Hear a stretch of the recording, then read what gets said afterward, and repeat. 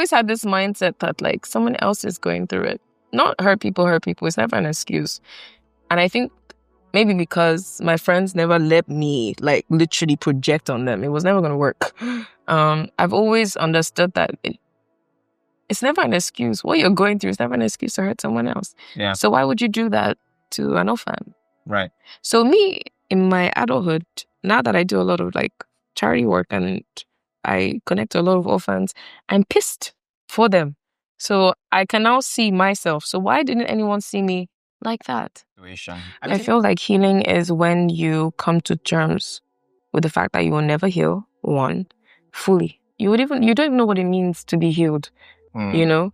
But you can always channel that energy into something else. Like the way I work with kids, the way I do what I do.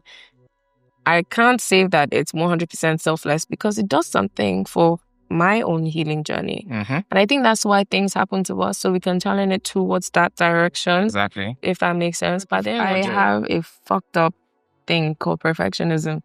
And same here, actually. I hate it so much. It was almost like God was screaming in my head that like, no matter how imperfect you are to all these people, to me, you are perfect. So to me, I've always been God's perfect little butterfly. That's what I call myself. Yeah. And that's why I have so many butterflies. But the thing is, I mean, you know the journey of a butterfly, they never know how beautiful they are. Yeah. So, and because I kind of grew up with people telling me that I wasn't, I'm still working on knowing. So this is just me being honest, real, and vulnerable. I will get there. I feel like every time I tell someone this, oh my God, and I'm like, it's not about that. It's not about that. Internally, yes, because God shines through me, right?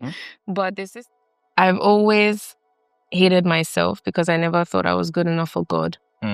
But then not being good enough and Him knowing that we were never going to be good enough made me perfect. Yeah. It's just, it's teaching me how to let go of perfectionism. Because even in my art, like with watercolor, I must get it perfect. And I never know how I start. I never know how I finish. So it's almost like, and then because I have a lot of plants and now I have a kitten, and it's almost like I get to experience what it's like to be responsible for the minute things that I care for.